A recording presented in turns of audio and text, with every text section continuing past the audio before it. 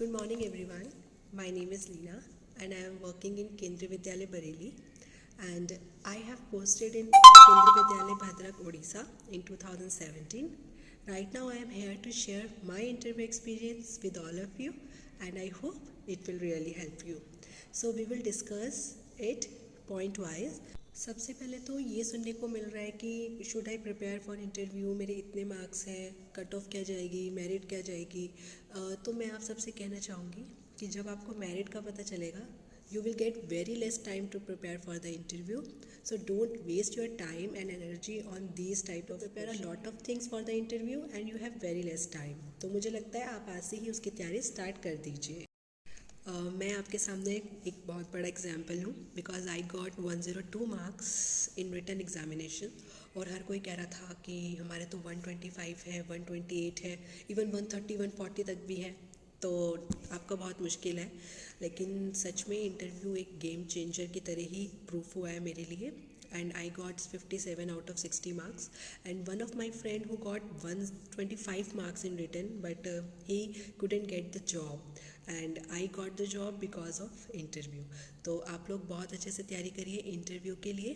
And अभी video में आगे मैं आपको अपने जो भी क्वेश्चंस और जो भी वहाँ पे मेरे से पूछा गया वो मैं आपके साथ अभी डिस्कस करूँगी।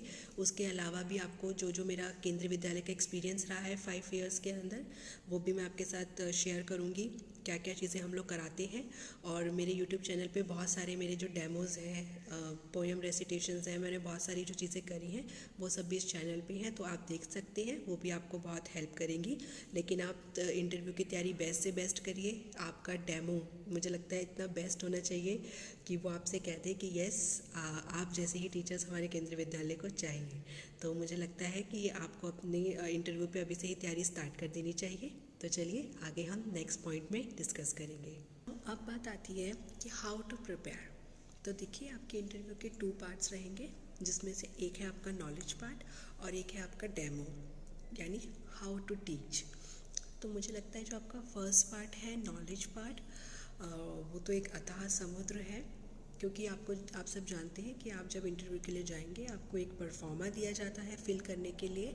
तो उसमें आप अपना सारा 10th 12th, आपका ग्रेजुएशन, किससे आपने अगर पीजी किया है आपने, तो पोस्ट ग्रेजुएशन भी आप मेंशन करेंगे उसमें, सारे सब्जेक्ट्स। तो वो उनका कुछ भी मन हो सकता है, वो कोई भी सब्जेक्ट उठा के भी आपसे पूछ सकते हैं, किसी भी सब्जेक्ट से रिलेटेड क्वेश्चन आपसे पूछे जा सकते हैं। तो वो मैंने बोला कि वो एक अथाह समुद्र है। आपने बचपन से लेकर अभी तक जो भी पढ़ा है, या आप अपने आसपास जो भी ऑब्जर्व करते हैं, या करंट अफेयर्स, जनरल नॉलेज, वो कुछ भी आपसे पूछा जा सकता है। तो इसके लिए बेस्ट ऑप्शन है कि आप उसको पूरा डिटेल में मत जाइए। उसके लिए बस एक ओवरलुक ले लीजिए। आपका कोई सब्जेक्ट है तो आपने 11th में क्या क्या टॉपिक थे मैथ्स के अंदर, या कौन से आपने पोएट पढ़े, बस एक ओवरलुक ले लीजिए। क्योंकि इतना सारा तो आप अभी जो इतने सालों तक किया है प्रिपेयर, वो एकदम से तो प्रिपेयर 1 महीने में नहीं कर पाएंगे। उसका आप एक ओवरलुक ले लीजिए, और वो सब अलग अलग वेरी करेगा, क्योंकि सबके सब्जेक्ट्स अलग हैं, सबकी नॉलेज अलग है। तो ये आपको खुद अपने लेवल से ही प्रिपेयर करना है। मैं अपने बारे में बताऊँ तो मेरा भी नॉलेज पार्ट उतना अच्छा नहीं है, करंट अफेयर्स और ये सब मुझे बहुत इंटरेस्टिंग नहीं लगता। लेकिन हाँ, टीचिंग में मेरा इंटरेस्ट है, और मुझे टीच करना भी बहुत अच्छा लगता है। तो मैंने ज़्यादातर फोकस उसी पे किया था, और उस समय इतना करंट और नॉलेज बस थोड़ा सा देखा था। लेकिन इतने सारे सब्जेक्ट्स पे पीछे जाना, क्योंकि मुझे सिर्फ 15 डेज़ का टाइम मिल पाया था कुछ प्रॉब्लम की वजह से। तो उस समय मैंने सिर्फ अपना सारा काम टीचिंग पे किया था। मैंने एक एक टॉपिक्स को देखा था, उसको मैं कैसे पढ़ाऊँगी, हर टॉपिक्स की एक्टिविटी मेरे माइंड में थी ऑलरेडी। क्योंकि बेसिकली क्या होता है कि वो लोग आपसे पूछते हैं कि आप क्या पढ़ाना चाहते हैं। तो आप लोग अपना इंग्लिश, हिंदी, ईवीएस और मैथ्स, चारों सब्जेक्ट में से अपना एक एक फेवरेट टॉपिक अपना प्रिपेयर करके जो है उसकी एक्टिविटीज़ प्लान करके जो है। लेकिन क्या हुआ था कि पूरा टाइम हो गया था और सब लोग फ्रैक्शन और काउंटिंग और ये सभी पढ़ा रहे थे। तो लास्ट में उन्होंने मुझे बोला कि आप एलसीएम और एचसीएफ पढ़ाओ। तो सडन उन्होंने टॉपिक दे दिया था, और लेकिन ये था कि मैंने हर टॉपिक पे प्रिपरेशन करी थी, तो ये मेरे लिए मतलब हेल्पफुल हो गया था। अब इसीलिए आप लोगों को बोल रही हूँ, आप पहले से भी प्रिपेयर करके जाएँ। लेकिन अगर आपको वहाँ पे सडन टॉपिक मिल जाएगा तो ये आपको कॉन्फिडेंस देगा, अगर आपको हर टॉपिक पे एक्टिविटीज़ पता होगी। तो उसी पे हम लोग आगे बात करेंगे। अगर इसके रिगार्डिंग आपको कोई भी हेल्प चाहिए तो आप मुझसे पूछ सकते हैं। तो चलिए अब बात करते हैं इंटरव्यू डे की। और सबसे पहला क्वेश्चन आप सबकी तरफ से आई थिंक यही होगा कि क्या आप नर्वस थे। तो इसका आंसर है बिग यस। हालांकि मैंने बहुत सारे स्कूल्स में पढ़ाया था। उस समय मुझे 4 इयर्स का एक्सपीरियंस था मेरे पास। मैंने एमसीडी और दिल्ली में कॉन्ट्रैक्चुअल बेस पे, गेस्ट टीचर पे, प्राइवेट स्कूल में बहुत जगह पढ़ाया था। और केवी का भी मेरे पास 1 मंथ का एक्सपीरियंस था। तो फिर भी फर्स्ट परमानेंट जॉब के लिए ये आपका इंटरव्यू होता है, तो रिज़ल्ट को सोच सोच के नर्वसनेस होती है। नर्वसनेस थी और ये होना स्वाभाविक है। लेकिन आप कोशिश करिएगा कि नर्वसनेस आपके बिहेवियर और आपके फेस पे ना आ पाए। नर्वसनेस है कोई बात नहीं। और दूसरी चीज़ ये कि वो नर्वसनेस जब आप अंदर जाते हैं रूम के अंदर, तो वो लोग आपसे बहुत पोलाइटली बात करते हैं, आपको बहुत कंफर्टेबल फील कराते हैं। और मैंने बहुत वहाँ पे डिस्कशन में सुना भी था कि किसी को बहुत नर्वस हो रहा था, तो उन्होंने पहले उनको पानी पिलाया, आराम से बोला कि आप 1-2 मिनट रेस्ट कीजिए, देन उसके बाद तो वो आपकी सारी नर्वसनेस दूर हो जाएगी जैसे ही आप रूम के अंदर एंटर करेंगे। तो नर्वसनेस को अपने ऊपर इतना हावी मत होने दीजिए, और अगर थोड़ी बहुत नर्वसनेस आ रही है तो वो स्वाभाविक है, उसके बारे में ज़्यादा मत सोचिए। तो अब दूसरा सवाल आता है ड्रेसअप। तो मेरा जो इंटरव्यू था वो मुंबई आईआईटी पवई में था। और वहाँ पे मोस्टली वहाँ पे गर्ल्स ने साड़ी पहनी थी। अ फ्यू गर्ल्स वो सूट्स, और जो बॉयज़ थे वो सारे ट्राउज़र्स में, और कुछ ने अपना कोट जो भी समर के फैब्रिक के अकॉर्डिंग चूज़ किया था, क्योंकि इंटरव्यू मई में था। तो लेकिन मैंने सूट पहना था because I am not comfortable in sari. अगर आप दोनों में कंफर्टेबल हैं तो आप उसमें साड़ी को ही ऑप्शन चूज़ करिएगा। लेकिन अगर आप कंफर्टेबल नहीं हैं मेरी तरह, तो आप सूट का ऑप्शन चूज़ कर सकते हैं। लेकिन जो सूट होना चाहिए, मैंने उसमें सिंपल सलवार का, जो सलवार होती है वैसा सूट सिलवाया था। उसमें प्लीज़ आप एक्स्ट्रा प्लेट्स और जैसे हमारा पटियाला या प्लाज़ो, चूड़ीदार, पजामी, ये सब नहीं करिएगा। सिंपल मेरा सलवार सूट था, और जो उसका जो बॉटम मतलब सलवार होती है वो नॉर्मल थी। कुर्ती जो थी वो मेरी नीज से नीचे थी। एक कुर्ती आप ऐसे सिलवा लीजिएगा जो आपके घुटनों से नीचे तक हो, उससे सिंपल सोबर लुक आती है। दुपट्टा था जो मैंने प्रॉपर लाइक इस तरह से करके उसे पिन अप कर रखा था, ठीक है। और बहुत छोटे इयरिंग्स थे, ऐसे नहीं थे। छोटे इयरिंग पहनने हैं आपको, आप छोटी सी चाहे तो ब्लैक कलर की बिंदी लगा सकती हैं। बहुत हल्का मेकअप, डिसेंट नॉर्मल सी लिपस्टिक लाइट कलर की। तो आप हल्की सी डिसेंट सी लुक के लिए आप बिंदी, हल्का सा काजल और नेचुरल कलर की लिपस्टिक आप लगा सकती हैं। ओवर मत करिएगा कि बिकॉज आप एक पार्टी या उसमें नहीं तैयार हो रहे हैं, आप सब जानते हैं अच्छे से। टीचर की लुक एक सिंपल लुक होती है, और नॉर्मल आप बहुत छोटे इयरिंग ही रखिएगा, और अगर रखें तो हद से हद इतने ज़्यादा ये सारे नहीं करिएगा। दूसरी बात है कि अगर आप कलर चूज़ कर रहे हैं तो सिंपल कलर होने चाहिए। कोशिश करिए कि ज़्यादा मल्टी कलर्स भी ना पहन के जाएँ। छोटी हील रखिएगा जो टक टक आवाज़ करते हुए ना जाए। आपका डिसेंट लुक होना चाहिए जब आप एंट्री करें, और चूड़ियों की खन खन और पायल की छन छन और ये सब नहीं होना चाहिए। सिंपल आप बन के जाएँ। आप वॉच पहन सकते हैं, हल्का सा एक बैंगल ले सकते हैं, लेकिन बहुत सारी चूड़ियाँ और ये सब नहीं पहनना है आपको। नॉर्मल आपको अपने हाथों को प्लेन और अच्छे से रखिएगा, ठीक है। बड़े बड़े नेकलेस और ये सब भी नहीं वेयर करिएगा। फिर बार बार बोल रही हूँ, आपकी लुक डिसेंट होनी चाहिए। ये मैटर नहीं करता कि साड़ी ही हो, साड़ी में भी बहुत लोग गोटे और ये सब चमकीले वमकीले वाली साड़ी मत पहनिएगा। सिंपल सोबर चीज़ें ही आप सेलेक्ट करिएगा। देन उसके बाद मेरी टर्न आई और मैंने पूछा मे आई कम इन सर, तो उन्होंने रिप्लाई किया। दैन मैं उसके बाद अंदर गई। ज़रूर याद से परमिशन आप लीजिएगा, कभी कभी वो लोग भूल जाते हैं और हम सीधा अंदर चले जाते हैं। नहीं, आपको एक बार मे आई कम इन बोलना है पोलाइट वे में। उसके बाद उन्होंने बोला आप प्लीज़ बैठिए। तो अगर वो आपको ना बोले, एक बार आप ज़रूर पूछ लीजिएगा कि मे आई सिट सर, तो ज़रूर आप इसमें परमिशन लीजिएगा। उसके बाद फर्स्ट क्वेश्चन, जैसा कि आपको पता है, यही था इंट्रोड्यूस योर सेल्फ। और एक्चुअली मैं आपको ये बता दूँ कि I was not good at English that time properly. मैं तो अभी भी उतना भी नहीं हूँ, लेकिन पहले तो बहुत ही ज़्यादा कॉन्फिडेंस लो था इंग्लिश लैंग्वेज में। तो लेकिन क्या होता है कि हम केबीएस के इंटरव्यू में सबको डरा देते हैं, सब कुछ इंग्लिश में ही बोलना है, और इस चक्कर में हम बोल ही नहीं पाते। आइडियाज़ हमारे माइंड में होते हैं, लेकिन हम वहाँ पे रिप्लाई नहीं दे पाते उनको। आप इस तरह से मत सोचिए।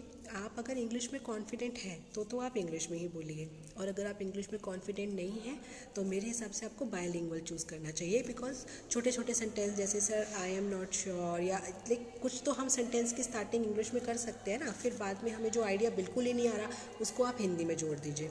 लेकिन इंट्रोडक्शन जो है वो हम सब लोग पहले से तैयार करके जाते हैं। तो मेरा आप सबको यही एडवाइस है कि एटलीस्ट वो आप इंग्लिश में लिखें, या कोई आपके घर में इंग्लिश जानता है आस पड़ोस में तो आप एक बार उससे लिखवा लें, उससे चेक करवा लें, देन आप उसको प्रिपेयर करें। और मुझे लगता है इंट्रोडक्शन हम लोग अपना याद भी करके जाते हैं, क्योंकि हम ताकि सीक्वेंस ना भूल जाएं, जो चीज़ें हम बताना चाहते हैं वो हम ना भूल जाएं। उसमें अपनी हॉबीज़ और ज़रूर बताइएगा, हाईलाइट करिएगा, या आपको कुछ स्पेशल अचीवमेंट्स मिला है वो ज़रूर हाईलाइट करिएगा। और अगर आपका एक्सपीरियंस है तो उसको तो बेहद आपको बहुत बड़े बड़े मतलब अक्षरों से हाईलाइट करना है उसको। तो ये सब चीज़ें आप ध्यान रखिएगा। इंट्रोडक्शन आप ज़रूर इंग्लिश में ही बोलें, इससे आपका एक्सेंट उन्हें पता चल जाएगा कि आप किस तरह से इंग्लिश लैंग्वेज बोलते हैं। वो यही देखना चाहते हैं कि आप जब बच्चों को पढ़ाएंगे तो आपका वे ऑफ टॉकिंग क्या है, आप इंग्लिश के शब्दों को कैसे बोलते हैं, आप हिंदी के शब्दों को कैसे बोलते हैं। तो वो दोनों लैंग्वेज आपके मुँह से ज़रूर सुनना चाहते हैं। तो अगर आप बहुत कॉन्फिडेंट हैं तो आप ज़रूर इंग्लिश रखिए। अगर आप नहीं हैं, इंट्रोडक्शन ही इंग्लिश में प्रिपेयर करिए, लेकिन उसे करिए। उसके अलावा आप थोड़ी बहुत इंग्लिश बोलिए, उसके बाद अपने आप उसमें हिंदी पे आ जाइए, ताकि उनको लगेगा कि इन्हें भले ही नहीं आती लेकिन ये ट्राई कर रहे हैं। तो उनके लिए ये भी बहुत इंपॉर्टेंट होता है कि ये थोड़ा बहुत कॉन्फिडेंट तो है, और आगे एक्सपीरियंस के साथ साथ ज़रूर ये केवी में आगे इंग्लिश बोलना सीख जाएंगे। ठीक है, तो इस चीज़ को लेकर बिल्कुल नर्वस नहीं होना है। इंट्रोडक्शन मैंने भी अपना इंग्लिश में ही दिया था वहाँ पे, और फिर मेरे इंट्रोडक्शन के बेस पे ही मेरे आगे की चीज़ें स्टार्ट हुई थी। और उनके पास जो परफॉर्मा जो मैं आपको बता रही हूँ बार बार, उस पे उन्होंने देखा था, तो सबसे पहले हाईलाइटेड उसमें जो उनकी नज़र गई वो मेरे 4 साल के एक्सपीरियंस पे गई। तो सबसे पहला क्वेश्चन उन्होंने मुझसे पूछा कि आप स्कूल में वर्क करते हैं तो आप डायरी तो लिखते होंगे, तो आप बताइए डायरी में क्या लिखते हैं। तो मैंने सोचा कि वो फॉर्मेट पूछ रहे हैं, तो मैंने उन्हें डायरी का पूरा अपना फॉर्मेट बताया, ताकि उनको वो ये जानना चाहते थे कि मैं जो डायरी हूँ या लेसन प्लान लिख कैसे रही हूँ, हमारा क्या फॉर्मेट है।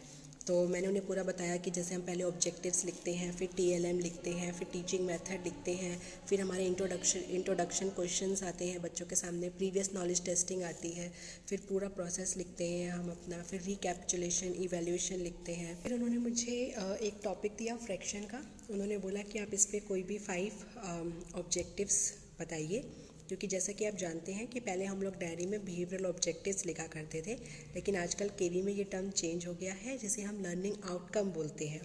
तो लर्निंग आउटकम बताइए। तो मैंने उनको 5 लर्निंग आउटकम्स उसके बता दिए।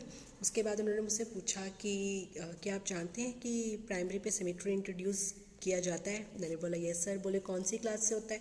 तो मैंने उन्हें बता दिया कि क्लास 3 में चैप्टर है, जैसे लुक एट माई हाफ करके है ना, मिरर इमेज, क्लास 3 में आप देखेंगे। तो क्योंकि मैंने NCERTs पढ़ी थी और मेरे को एक एक चैप्टर पता था कौन सी क्लास में कौन सी बुक में ये चैप्टर है। इवन मुझे चैप्टर का नंबर तक पता था, क्योंकि वो आप बार बार पढ़ा रहे थे, तो वो सब बहुत मैटर करता है। लेकिन आपको इतना ना पता हो, लेकिन आप ये बता पाएँ कि ये कौन सी क्लास में इंट्रोड्यूस होता है। ठीक है, जैसे कि मल्टीप्लिकेशन अभी क्लास 2 में इंट्रोड्यूस नहीं होता है, वो रिपीटेड एडिशन के फॉर्म पे होता है, वो भी बहुत छोटे लेवल पे। ठीक है, तो उसका जो कॉन्सेप्ट है वो 3 क्लास में ही जाता है। फिर जैसे उस वक्त केवी में बैक टू बेसिक इंट्रोड्यूस हुआ था, तो बैक टू बेसिक चल रहा था, तो मैंने ऑनलाइन देखा था कि क्या क्या नई चीज़ें हैं। तो मैंने बैक टू बेसिक के बारे में थोड़ा बहुत इन्फॉर्मेशन लिया था। उन्होंने पूछा कि आप बैक टू बेसिक के बारे में जानते हैं, तो मैंने अपनी जो भी नॉलेज गेन की थी मैंने उनको बताई। तो वहाँ पे एक मैम थी, वो सर को देख के बोली she knows about back to basics. तो जैसे कि केवी में अगर कोई न्यू स्कीम चल रही है या न्यू कॉन्सेप्ट्स आए हैं, तो वो बेसिक नीड्स है कि वो आपको पता होने चाहिए, क्योंकि वो पूछ सकते हैं आपसे, क्योंकि आप केवी के लिए ही तैयारी कर रहे हैं, तो उसको ऑर्गेनाइजेशन की न्यू चीज़ें आपको पता होनी चाहिए। तो इसी मैंने क्लास 1-2 ही पढ़ाई है, और अभी रिसेंटली 1-2 का मेरे पास FLN इनका कॉन्सेप्ट आया नया, फंडामेंटल लिटरेसी एंड न्यूमरेसी। तो FLN का हो गया है इनका, और इवैल्यूएशन में बहुत सारे चेंजेस आए हैं, साइकिल टेस्ट है। क्लास 3, 4, 5 जब मैंने पढ़ाया अभी कोरोना के टाइम पर, उसके बाद तो MDP एक न्यू कॉन्सेप्ट आया है, मल्टी डिसिप्लिनरी प्रोजेक्ट आया है इसमें एक, और मल्टी डिसिप्लिनरी अप्रोच का इस्तेमाल किया जा रहा है। तो 1-2 में बहुत सारी चीज़ें आई हैं अभी। लेटेस्ट 3, 4, 5 में भी नया चीज़ें आई हैं, आपको एटलीस्ट पता होनी चाहिए। और मैंने अपने यूट्यूब में बहुत सारी वीडियोस बनाई उस टाइम पे 3, 4, 5 की, जिसमें बहुत सारे प्रोजेक्ट्स और ये सब चीज़ें अवेलेबल हैं मेरे यूट्यूब चैनल पे। और क्लास 1 में जो FLN एक्टिविटीज़ मैंने कराई है, लैंग्वेज पढ़ाया है मैंने अभी लास्ट ईयर, तो उसकी भी एक्टिविटीज़ आपको अवेलेबल हो जाएंगी। तो आप उसको देख सकते हैं कि किस तरह से बच्चों को एक्टिविटीज़ हमें दी गई हैं ऑलरेडी। हमारे पास एक बुकलेट आई है जिसमें एक्टिविटीज़ मेंशन होती हैं, और उसमें आगे क्या क्या होता है वो मैं आपको डिटेल में भी बताऊंगी। तो आप वहाँ पे जाके देख सकते हैं नए नए कॉन्सेप्ट्स जो आ रहे हैं। तो वो आपसे बहुत सारी चीज़ें एक्सपेक्ट करते हैं कि आपको पता होनी चाहिए। तो उसके बाद फिर वो करंट अफेयर्स के टॉपिक की तरफ थोड़ा मूव कर गए, और उसमें मैं ज़्यादा सेटिस्फैक्ट्री आंसर नहीं दे पाई, तो मैंने बोला sorry sir, I am not able to recall right now. But ये अच्छा था कि कह लीजिए मेरा गुड लक था कि जो चीज़ मुझे आती थी उनका जो मेन हाईलाइट हुआ वो मेरे पूरे उस परफॉर्मा में वो 4 इयर्स का एक्सपीरियंस हुआ, जिस पे उन्होंने ज़्यादातर क्वेश्चन पूछे।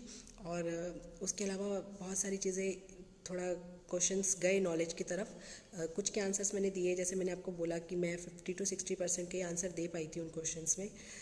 उसके बाद क्या हुआ कि मैं वेट कर रही थी जब डेमो कब लेंगे मेरा, क्योंकि मुझे तो डेमो ही देने का बहुत ज़्यादा मन था और मुझे था कि मैं अच्छा भी करूँगी डेमो में।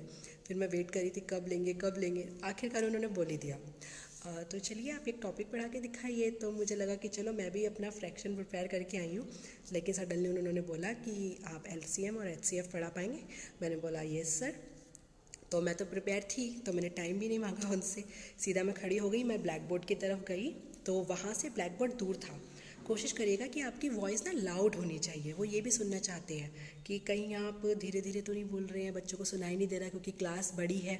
तो वॉइस अपनी इतनी तेज़ भी नहीं होनी चाहिए, आपकी वॉइस लाउड होनी चाहिए, लेकिन वॉइस मॉड्यूलेशन होना चाहिए। ठीक है, तो आप जब शब्दों को बोल रहे हैं तो वो उसी तरह से बोले जिस तरह से, जैसे कि आप बच्चों के साथ बोल रहे हैं, उन्हें आपने बिल्कुल बच्चों की तरह समझना है उस समय।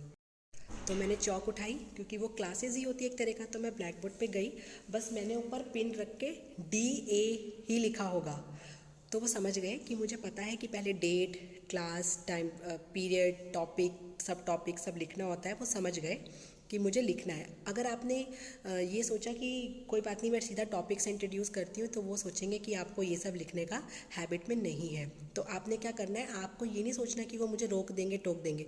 आप जाइए, क्योंकि उनके पास इतना टाइम नहीं होता। यानी उनको ये हिंट मिल जाना चाहिए कि आपको पता है कि हम क्लास पढ़ाने से पहले ये सारी फॉर्मेलिटीज़ करेंगे, डेट, टॉपिक, सब टॉपिक, अपना पीरियड, ठीक है, ये सब लिखना मैंडेटरी होता है। हम अपनी क्लासेस में डेली लिखते भी हैं, हर पीरियड में लिखते हैं, जब हम अपने KV में पढ़ाते भी हैं। और एक नई चीज़ और आप लिखिएगा, वहाँ पे लिखिएगा हल्का सा, अगर आपको लिखने का टाइम दे दे वो, तो डेट, टॉपिक, सब टॉपिक लिखने के बाद ना आप साइड में लिखिएगा TLO, टीचिंग लर्निंग आउटकम। मतलब आज जो आप पढ़ाने जा रहे हैं उसका आउटकम क्या रहेगा। तो इससे ना उनके ऊपर बहुत अच्छा इंप्रेशन पड़ेगा, क्योंकि आजकल हम लोगों से भी KV में यही एक्सपेक्ट किया जाता है। हमने अपने इंस्पेक्शन में भी साइड में, ये हम लेफ्ट साइड में लिखते हैं, राइट साइड में हम लिखते हैं TLO, कि हमने आज जो पढ़ाना था उसका बेसिक बच्चे एक्चुअली क्या मतलब बच्चों का 2-3 आउटकम हम लिख दीजिए। बड़े बड़े तो हम आउटकम निकालते भी नहीं डेली में, एक टॉपिक पीरियड में, तो आपको 1-2 छोटे छोटे आउटकम वहाँ पे मेंशन करने हैं। उसके बाद मैंने अपनी जो एक्टिविटी थी, क्योंकि मुझे पता था LCM SCF में ऐसी क्या एक्टिविटी करानी है, क्योंकि वो पूरा 30 मिनट तो लेसन आपको टाइम नहीं देंगे। आपको स्टार्टिंग में ही ऐसी कोई चीज़ कर देनी है जिससे उनको पता चल जाए कि हाँ, कि आपको तो आता ही आता है पढ़ाना। तो मैंने अपनी एक एक्टिविटी जो मैंने बहुत सारे चैप्टर की मैंने तो पहले से प्लान कर रखी थी, तो वो एक्टिविटी बस मैंने इंट्रोड्यूस करी। और मैं आपको टू बी वेरी फ्रैंक कि मुझे इंग्लिश में नहीं प्रॉपर बोलना आ रहा था, बट फिर भी मैंने ट्राई किया। जैसे students, please come here and you are Rohan and suppose you are Meena and we are going to perform an activity, like इस तरह से स्मॉल सेंटेंस तो मैंने इंग्लिश में बोले। बाकी जहाँ मुझे लगा कि अब जो मुझे अपना मेन पार्ट देना है और वो मैं नहीं बोल पाऊँगी, तो मैंने वहाँ पे हिंदी में भी इंट्रोडक्शन के टाइम पे चैप्टर के वो मैंने थोड़ा सा बोला। ठीक है, क्योंकि आप जो पढ़ाना चाह रहे हो वही चीज़ अगर उन्हें नहीं समझ आई, आपकी लैंग्वेज के चक्कर में आप वर्ड्स ही ढूंढने में लग गए, तो वो फिर सारा ना एंटरटेनमेंट ख़राब हो जाता है। क्योंकि पढ़ने में मज़ा आना चाहिए। ठीक है, पढ़ते समय उन्हें ये नहीं लगेगा कि इंग्लिश है या हिंदी। आप अपनी तरफ से अपना बेस्ट लेसन पहले से ही प्रिपेयर करके जाएंगे तो आप उसमें बहुत सारे वर्ड इंग्लिश के पहले से ही सेंटेंस याद कर सकते हैं, उससे भी आपको कॉन्फिडेंस रहेगा। लेकिन सडनली दे देंगे तो आपको नर्वस नहीं होना, आपको बस अपना बेस्ट देना है और अपना वॉइस मॉड्यूलेशन इतना अच्छा रखना है स्माइलिंग फेस के साथ पढ़ाते हुए कि उन्हें लगना चाहिए कि येस आज तो हम बच्चे हैं और ये वाली मैम तो हमें बहुत ही अच्छी लग रही है, इस तरह से।